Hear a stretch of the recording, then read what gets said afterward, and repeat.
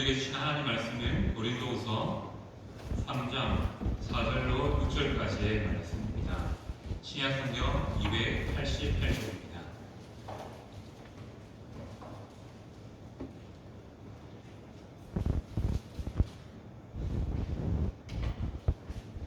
찾으신 줄 알고 제가 공독하도록 하겠습니다. 4절로 6절까지의 말씀입니다.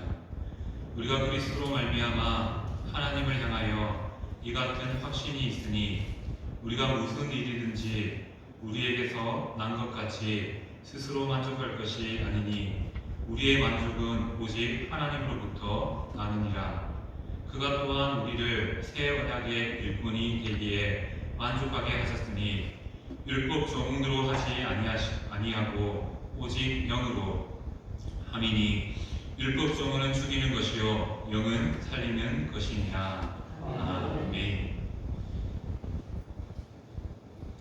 네, 오늘 말씀을 시작하면서 한번 이렇게 서로를 한번 향하여 인사했으면 좋겠습니다. 어떤 인사냐면요, 잘 기억하셨어요? 당신에게서 아름다운 향기가 납니다.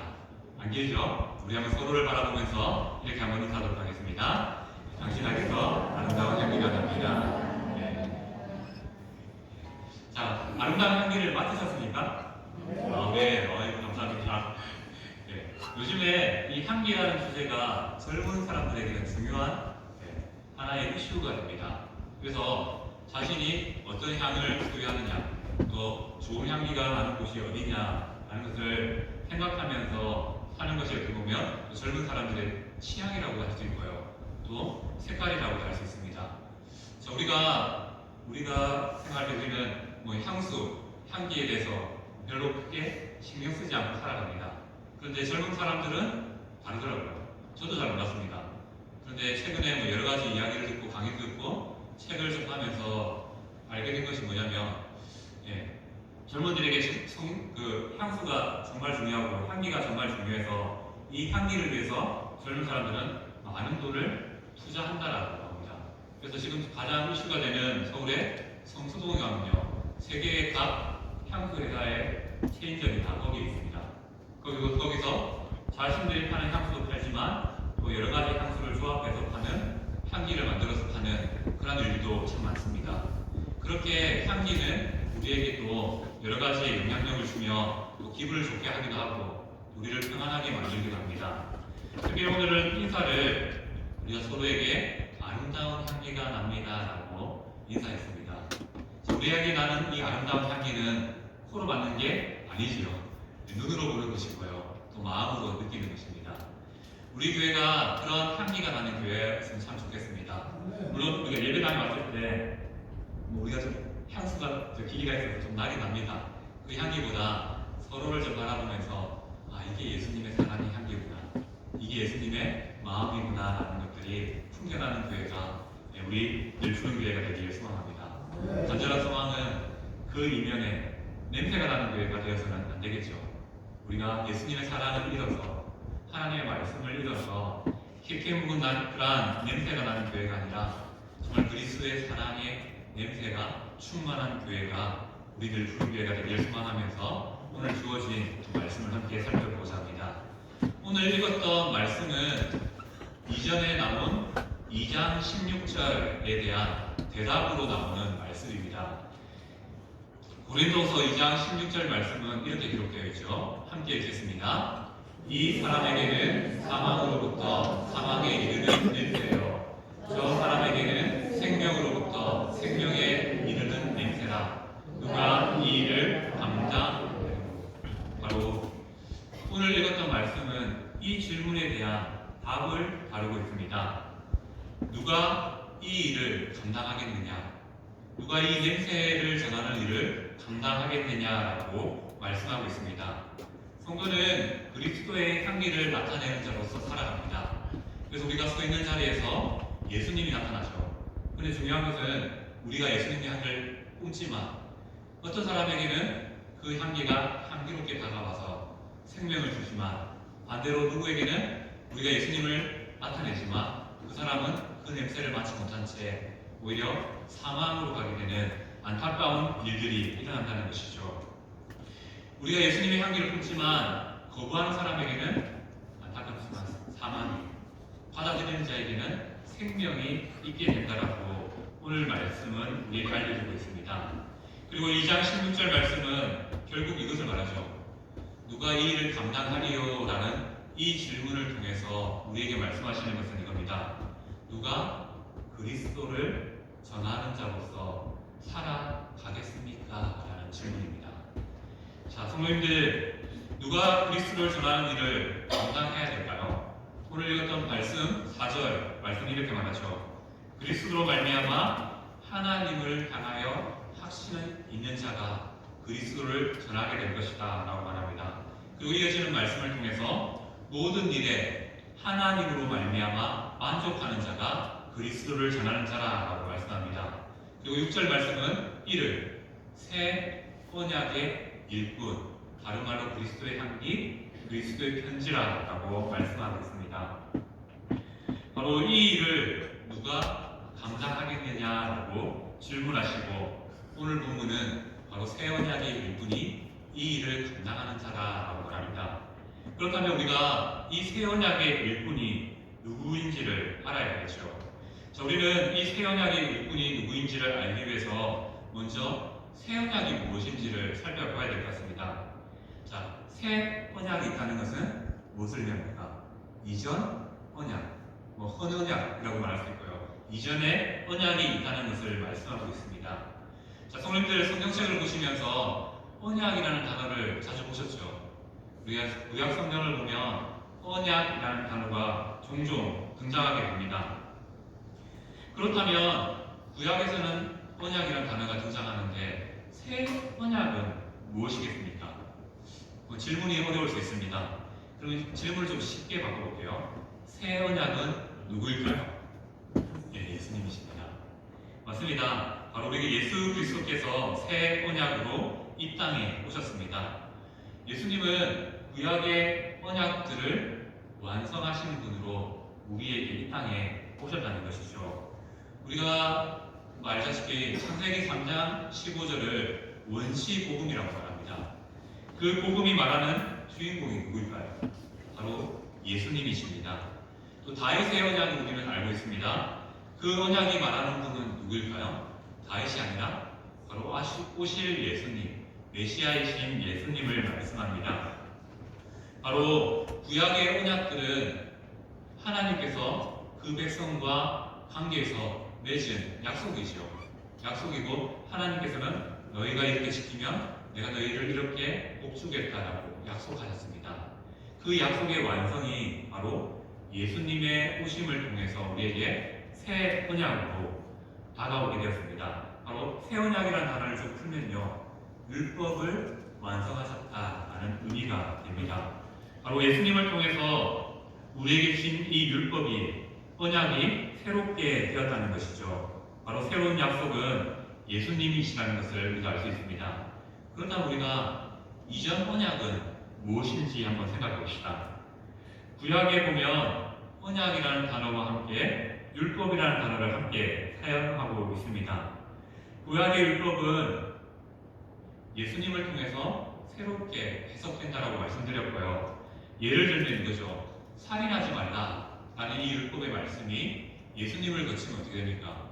마음속으로 형제를 미워하는 것도 살인하는 것과 같다라는 의미로 해석되게 됩니다.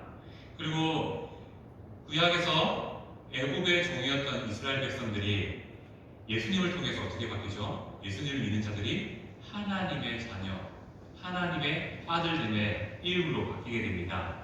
그리고 구약 시대에 주셨던, 이스라엘에게 주셨던, 광야에서 주셨던 만나는 예수님을 통해서 생명의 떡이신 예수님, 그 만나는 하루의 배고픔을 채웠지만 예수님은 영원한 만나가 되셔서 생명의 떡이 되셔서 우리의 영혼을 책임져 주시는 그런 놀라운 은혜로 나타나게 됩니다. 그리고 우리가 구약 성경을 통해서 만나는 왕이 있습니다.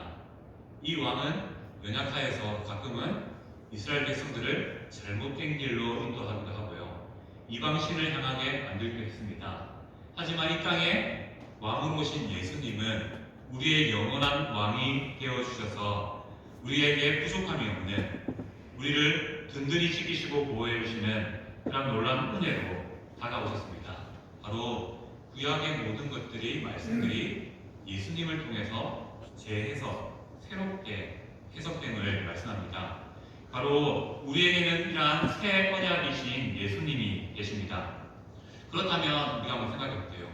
자, 우리는 구원을 받을 때 예수님을 믿음으로 구원을 받습니다. 그러면 우리가 이제 또 우리에게 주어진 게 있는데 우리가 그 사실을 믿고 그 사실을 확신하는데 이 성경 말씀은 우리에게 그러면 필요합니까? 필요하지 않습니까? 이미 우리가 예수님을 믿음으로 구원받았는데 이 말씀은 필요합니까? 필요 없습니까? 질문 같지도 않지요. 당연히 필요하다는 것을 알고 계십니다. 성도는 신약과 구약의 모든 말씀을 하나님의 말씀으로 믿습니다. 이 진리는 변하지 않지요. 이 자리에 앉아 계신 성도님들도 이 성경책의 66권의 말씀이 하나님의 말씀이라고 믿습니다. 믿으십니까? 아멘. 맞습니다. 우리에게 구원을 위해서는 예수님을 믿는 믿음이 필요하지만 그 믿음 이면에 구약의 이 말씀들, 언약의 말씀들, 율법들도 우리에게 필요하다는 사실을 우리는 알 수 있습니다. 그럼에도 불구하고 예수님께서 이 율법을 대신하는 새 언약으로 오셨다는 것은 무엇을 의미합니까? 우리가 구약적인 사고로 한번 생각해 보겠습니다. 구약적인 사고로 보면요, 하나님의 주신 말씀을 지켜야 우리가 구원에 이룰 수 있습니다. 하지만 예수님이 새 언약으로 오셨다는 것은 무엇을 의미합니까? 우리가 받는 구원은 행위를 통해서 말씀을 순종하는 그 행위를 통해서 얻는 것이 아니라 바로 예수님을 믿음으로 얻게 된다는 사실을 말씀합니다. 그래서 예수님은 이렇게 말씀하시죠. 예수님은 율법의 완성이시다라고 말씀하고 있는 것입니다. 바로 우리가 이 율법의 완성이신 예수님을 믿으면요, 우리에게 어떤 은혜가 일어납니까?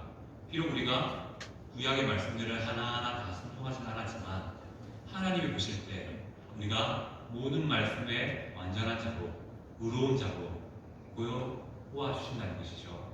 나는 예수님을 믿었을 뿐인데 하나님께서 우리를 바라보실 때 우리의 순종하지 못한 모습을 보는 게 아니라 바로 순종하신 그 예수님을 통하여 우리를 복음을 통해서 우리가 모든 말씀에 순종한 자라는 사실로 도와주신다는 것입니다.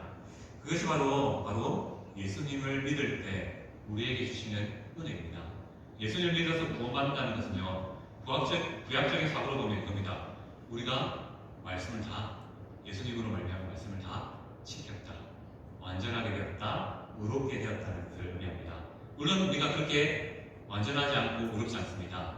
하지만 예수님을 믿는다는 그 이유 하나만으로 예수님께서는 이렇게 우리에게 구원의 은혜, 생명의 은혜를 베풀어 주셨다는 것이죠. 그렇다면 우리는 이 율법이 우리에게 필요하다고 하는데 우리가 구원받는 데는 예수님을 믿는 믿음이 필요하지만 우리에게 왜 이 율법을 주셨고 신약 시대를 살아가는 우리에게 이 율법으로 대표되는 하나님 말씀이 왜 필요합니까? 먼저 우리가 이 율법이 우리에게 필요한 이유를 두 가지의 이유로 한번 살펴보도록 합니다. 자, 하나님의 말씀을 율법이라는 단어로 한번 대체해 보겠습니다. 자, 하나님의 말씀은 이 율법은 우리에게 어떠한 일을 합니까? 죄를 깨닫게 하는 일을 합니다. 성도는 하나님의 말씀이 있기 때문에 우리의 삶이 얼마나 하나님 앞에서 부족한지, 연약한지, 죄를 짓고 사는지를 깨닫게 되죠. 그리고 우리가 하나님 앞에 얼마나 순종했고 얼마나 또 불순종하며 사는지를 깨닫게 됩니다. 바로 하나님 말씀, 율법이 우리에게 필요한 이유는요, 우리 예수님을 향할 수 있도록 우리 안에 죄를 드러나게 합니다. 죄를 깨닫게 하시는 것이죠. 그래서 우리가 그 죄로 말미암아 이 죄의 문제를 해결할 방법이 필요하다는 사실을 깨닫게 합니다.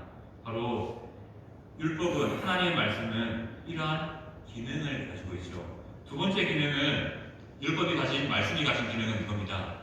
그 말씀은 우리를 예수님께로 인도하는 그런 모막승생, 초등교사의 역할을 합니다. 율법은 죄를 깨달아 우리가 죄인이라는 사실을 인식하게 만듭니다. 그리고 죄를 의식하는 성도는요, 이어지는 것이 있습니다. 우리의 삶에 이 죄의 문제를 해결해 주시는 예수님이 필요하다. 예수님에 대한 필요성, 구원에 대한 그 필요성을 우리가 깨닫게 됩니다. 불순종한 자의 결과는 무엇입니까? 구약의 말씀을 통해서 우리는 불순종의 결과가 무엇인지 볼 수 있습니다. 그 불순종의 결과는 하나님의 심판으로 나타나게 됩니다. 이 하나님의 심판은 때로는 즉각적으로 나타났죠. 자, 하나님께서 출애굽한 이스라엘 백성들을 광야 생활 이후에 이제 이스라엘 땅으로, 가나안 땅으로 들어가게 하십니다.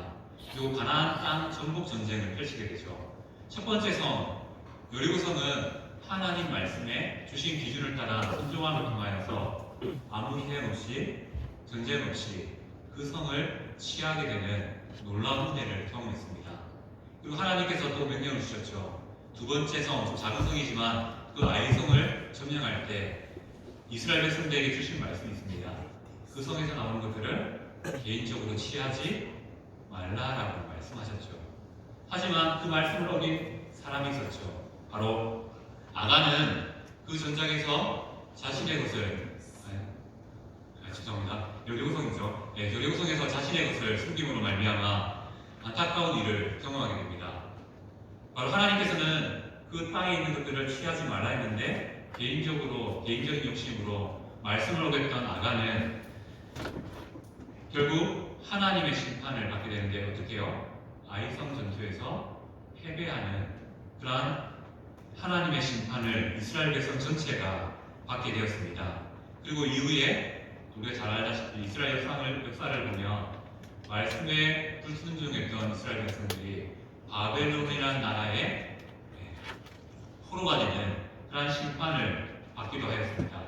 바로 율법이라는 기준, 하나님의 말씀이라는 기준이 있었기 때문에 그 뒤에 심판이 있다는 사실을 우리에게 말씀하고 있습니다. 바로 이 죄가 얼마나 무서운 결과를 일으키는지를 우리에게 알려줄 것이죠. 이것을 다른 말로 죄의 비참함이라는 것입니다. 바로 율법은, 하나님의 말씀은 우리에게 죄를 깨닫게 하고 내 자신이 죄인임을 알게 하심을 통해서 이 죄의 결과가 얼마나 무서운 일인지를 깨닫게 합니다. 그리고 더 나아가서 이 깨달음은요, 내 인생에 예수님이 필요하다. 나는 예수님이 없으면 도저히 나의 이 삶의 비참함의 문제를 해결할 수 없다는 사실을 깨닫게 합니다. 그래서 우리에게는 이 새 언약으로 오신 예수님이 필요하게 되죠. 그 예수님을 믿음으로 통해서 우리는 구원의 은혜를 누릴 수 있도록 인도하여 주시는 것이 바로 우리에게 주신 이 하나님 말씀, 구약의 율법이 하는 일이라는 사실을 우리는 알게 됩니다. 자, 우리 새 언약의 일꾼이라는 단어가 등장했습니다. 이 새 언약의 일꾼은 바로 새 언약이신 예수님의 은혜를 입은 자라는 뜻이 됩니다. 또 그리고 오늘 본문과 직전의 말씀을 보면요, 바로 그리스도의 향기, 그리스도의 편지로 살아가는 자가 바로 새 언약의 일꾼이라고 말합니다. 더 쉽게 풀면요, 그리스도의 일꾼, 하나님의 일꾼이 바로 새 언약의 일꾼이 됩니다. 자, 그렇다면 이어서 한번 질문을 던지겠습니다. 성도님들은 새 언약의 일꾼, 예수님의 일꾼이 맞으십니까? 네.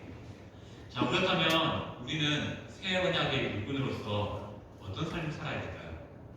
오늘 본문은 두 가지의 삶을 말씀합니다. 예수님이 없는 구약의 율법은 우리를 죽음으로 인도합니다. 하지만 반대로 그리스도의 영은 우리 안에 예수님을 믿게 하여 주심을 통하여서 우리를 살려주십니다. 예수님은 우리의 죄를 용서하심을 통하여서 우리를 살려주셨습니다. 그리고 그 살리심과 동시에 우리에게 새 언약의 일꾼이라는 이 직분을, 사명을 주셨습니다. 우리는 구원받은 자로서 그에 합당한 모습이 우리의 삶에 나타나야 하는 것이죠. 그것이 바로 새 언약의 일꾼이라는 단어를 통해서 우리에게 주신 사명임을 알 수 있습니다. 이 새 언약의 일꾼 하면 우리 안에 부담감이 생깁니다. 왜 하나님은 계속 일만 시키는가? 왜 하나님은 계속 우리에게 부담감을 주시는가? 라고 생각할 수 있습니다. 물론 그렇게 받아들일 수 있습니다. 하지만 그렇게 받아들이는 이면에는요, 우리의 예단감이 있습니다. 하지만 오늘 새 언약의 일꾼의 두 가지의 기준을 생각해 보면요, 우리가 그렇게 사는 것이 얼마나 은혜이고 얼마나 기쁨이며 즐거움을 깨닫게 됩니다. 자, 우리가 오늘 말씀을 통해서 새 언약의 일꾼은 어떤 자인지 함께 살펴보고자 합니다. 4절 말씀을 보면요, 이렇게 말씀하고 있습니다. 그리스도로 말미암아 하나님을 향하여 확신이 있으니. 바로 새 언약의 일꾼은 어떤 자냐면요, 첫 번째가 하나님이 주신 확신이 넘치는 자가 그리스도의 일꾼, 새 언약의 일꾼이라고 말씀하고 있습니다. 이를 조금 풀어볼까요? 바로 우리의 삶이 하나님이 살아계심이 확신되고 하나님에 대한 그 믿음이 확신이기 때문에 우리의 삶에 이렇게 질문할 수 있을 것 같습니다. 그런데 지금 우리의 생명을 하나님께서 취하여 가셔도 하나님 나라에 가실 믿음이 있으십니까? 아멘. 바로 이러한 확신이죠. 하나님께서 나의 삶을 구원해 주신다는 이 확신이 바로 새 언약의 일꾼의 모습이라는 것을 말씀하고 있습니다. 몇 해 전에 천주교 TV를 제가 왜 봤는지 모르겠습니다. 잠시 본 적이 있습니다. 거기서 그 TV가 뭐냐면 신부님이 나와서 그 천주교의 교리를 가르치고 있더라고요. 그 교리를 어떻게 가르치나 궁금하기도 해서 한번 집중해서 본 적이 있습니다. 그런데 그때 때마침 이런 말을 하더라고요. 우리 천주교인들이 개신교의 교인들에게 배울 게 있다. 무엇이냐면, 자, 기독교인들, 개신교인들은 10명을 만나면 10명이 하나같이 지금 죽어도 천국에 갈 수 있는 믿음이 있다라고 고백하는데, 천주교 교인들은 10명 중에 9명이 의심한다는 겁니다. 불안해한다는 겁니다. 왜 그렇습니까? 천주교의 교리와 우리의 교리가 좀 다르긴 합니다. 천주교의 교리에서는 행함이 중요합니다.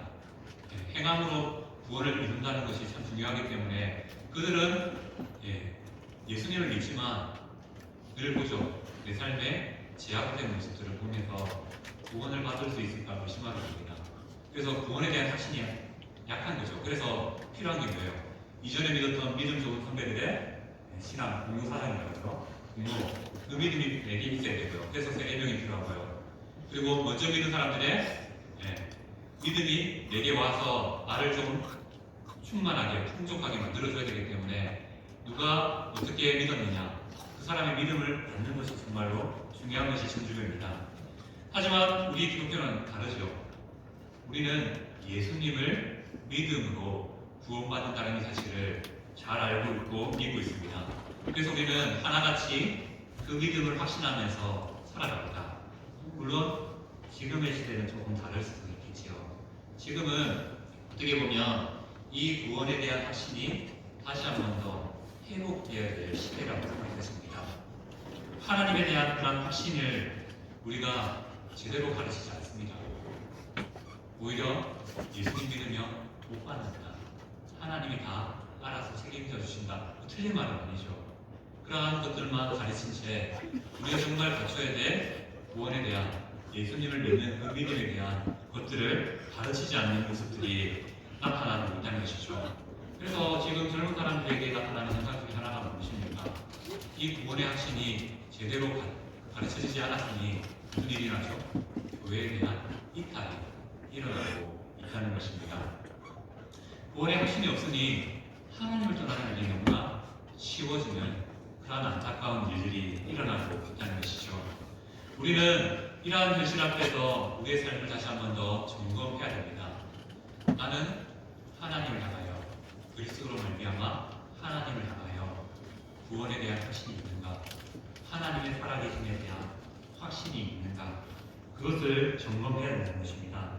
바로 하나님에 대한 확신이 있다는 것, 구원에 대한 대한 확신이 있다는 것은 무엇을 의미합니까?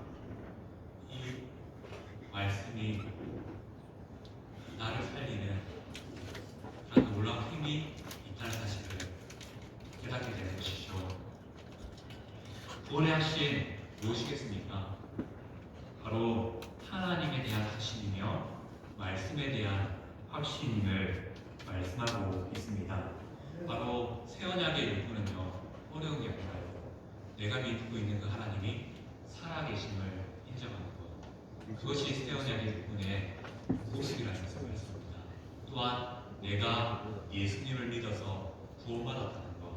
이것을 확신할 수 있는 자가 바로 새 언약의 일꾼임을 오늘 말씀은 우리에게 말씀하고 있습니다. 두 번째, 새 언약의 일꾼은 어떤 자입니까? 말씀을 보면 5절 말씀이죠.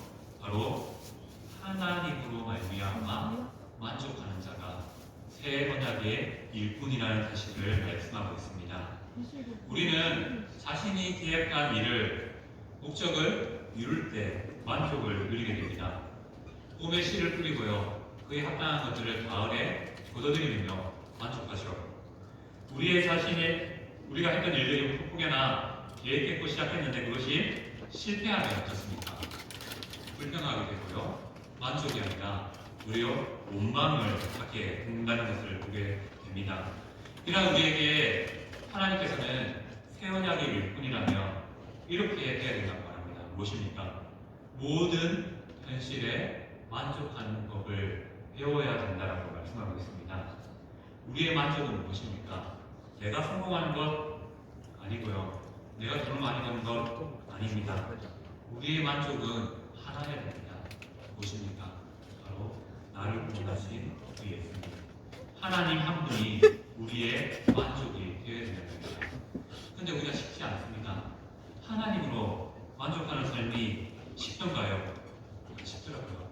우리 이런 찬양이지 않습니까? 제가 대학교 갔을 때 이 찬양을 정말 많이 불렀는데요. 주님 한 분만으로 나는 만족해. 경쾌한 리듬이고 박수 치면서 웃으면서 고백하지만 이 찬양을 고백할 때마다 부담감이 생깁니다. 왜냐면요, 나 진짜 만족하는가? 주님 한 분으로 만족하는가? 아니더라고요. 내게 없는 거 보면서 왜 내게 돈 안 주십니까, 하나님? 내게 없는 거 보면서 내게 왜 지식 안 주십니까, 하나님? 주시면 만족할 것 같은데, 부족함이 없게 살게 하시면 만족할 것 같은데 왜 그렇게 하십니까? 라고 어리석을 때, 연약할 때 그렇게 생각한 적이 있습니다. 하지만 지나고 보니까요, 하나하나를 생각해보면 내 삶에 하나님의 손대심이 없는 영역이 없음을 발견하게 됩니다. 때로는 실패도 있었지만 그 실패조차도 하나님께서 내 삶을 만지시고 내 삶을 인도하시기 위해서 주신 방법이라는 사실을 깨닫게 되었습니다. 그러니 어떤 마음이 생깁니까? 주님으로 만족할 수 있는 삶이 되더라고요. 물론 여전히 내가 살면서요, 아직도 내 안에 만족되지 않는 부분들도 생겨나더라고요. 그럼에도 불구하고 내가 다시 한번 더 이 만족이라는 단어를 가지고 하나님께 나아가면요, 하나님께 맡겨드리면요, 하나님 어떤 일을 하십니까? 내 삶의 그 연약한 부분들을 바꿔서 만족이라는 단어로 바꿔주시는 일들을 그렇게 경험하게 됩니다. 바로 하나님은 이러한 분이라는 사실을 믿는 것이 하나님께서 우리에게 원하시는 새 언약의 일꾼으로서의 모습이라는 것입니다. 참 쉽지 않을 겁니다. 내게 주신 것들을 만족하며 사는 것. 왜 그렇습니까? 우리는 눈에 보이는 것들에 의해서 너무 많이 흔들리잖아요. 내가 생각하는 것들에 대해서 너무 많이 흔들립니다. 내가 가진 생각에 따라 살아가고자 하는 마음들이 너무 강합니다. 그래서 어떤 마음이 들죠? 우리 교회를 딱 바라보면요, 빈자리가 너무 많아요. 그래서 불안하기도 하고, 제 상황이겠죠. 제 상황일 수 있겠지만 불안하기도 하고 염려되기도 합니다. 내 삶도 마찬가지입니다. 이 일은 왜 일어났을까? 없으면 더 좋을 것 같은데 라고 하는 일들이 일어납니다. 그러면서 불안함이 엄습하고요, 또 때로는 원망과 불평이 나타나기도 하더라고요.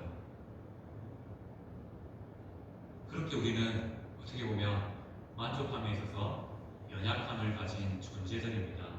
그런 우리에게 하나님께서는 만족함의 믿음을 요구하십니다. 결국 오늘 말씀의 두 가지죠. 확신과 만족은 어디서 옵니까? 우리의 믿음에서 옵니다. 우리의 믿음에서 옵니다. 내가 하나님이 어떤 분인지 알지 못하면요, 구원을 확신할 수 있을까요? 확신할 수 없습니다. 내가 하나님이 어떤 분인지 알지 못하면요, 우리의 삶의 만족을 고백할 수 있겠습니까? 불가능합니다. 내가 내 삶에 만족할 수 있는 이유는요, 하나님이 어떠한 분이신지를 알게 될 때, 믿게 될 때, 확신하게 될 때 주어지는 것입니다. 그렇게 우리는 이 만족의 훈련이 우리 삶 가운데 필요하다는 겁니다. 예, 성령님들의 삶 정확히 알 수 없습니다.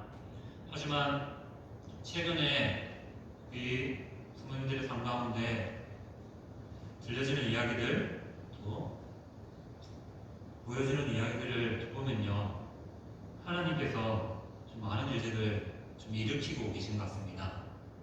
육신의 연약함이 발견되고요, 원치 않던 그 병명이 발견됨을 통해서, 또 원치 않은 사고를 통해서 병원에 가게 되고요, 또 원치 않은 이야기들을 듣게 됩니다. 그런 일들 앞에 만족을 얘기하는 것은 어떻게 보면 되게 부담스러운 일입니다. 왜냐하면 그 문제가 해결되지 않았기 때문이죠. 그 문제가 지금 우리의 삶을 흔들기 때문입니다. 그럼에도 오늘 말씀은 우리에게 새 언약의 일꾼, 예수님의 구원을 입은 자로서 하나님은 우리에게 이렇게 살기를 원하십니다. 무엇입니까? 하나님의 살아계심을 확신하는 믿음, 그리고 하나님으로 만족할 수 있는 믿음을 원하십니다. 그 만족의 훈련을 위해서 우리 안에 이러한 자세가 나타나길 소원합니다. 어떻게 만족할 수 있습니까? 안 쉽습니다. 진짜 안 쉽습니다. 하지만 또 불가능한 일은 아닙니다. 우리 안에 하나하나의 연습과 훈련이 쌓이면 하나님으로 만족하는 삶이 곧 우리의 삶에 펼쳐지고요, 그 만족하는 삶 가운데 또 하나님께서 더하여 주시고 회복해 주시고 붙여주시는 그런 놀라운 일들을 경험하게 됩니다. 그 시작이 무엇일까요? 바로 저는 감사라고 생각합니다. 우리가 지금까지 지나온 시간들을 바라보면서 또 한 주 한 주의 삶을 바라보면서 바로 하나님을 향해서 감사합니다라고 고백하는 것, 그것이 바로 하나님으로 말미암아 만족하는 삶의 시작이며 훈련이라고 생각되어집니다. 그러므로 오늘 시간 말씀 가운데 하나님을 생각하면서 감사하는 마음들이 넘쳐났으면 좋겠습니다. 내 눈에, 마음에, 생각에 들지 않는 것들 보면요, 불평과 원망이 나타나지만요, 오히려 하나님이 주신 것들 생각하면요, 감사가 넘쳐날 수밖에 없습니다. 하나님께서는 오늘 그러한 삶을 통해서 우리의 인생이 하나님을 확신하며 하나님으로 만족하는 삶으로 초대하십니다. 이 초대에 응할 수 있는 성도님 되시기를 간절히 소망합니다. 네, 오늘 말씀을 정리하면서 다시 한 번 더 질문을 드립니다. 오늘 말씀은요, 우리에게 그리스도를 전하는 자로서의 사명을 내려주심으로써 그 그리스도를 전하는 자의 사명 누가 감당하겠느냐라고 물으십니다. 이 질문에 제가 여기 있습니다라고 고백할 수 있는 성도 되시기를 간절히 소망합니다.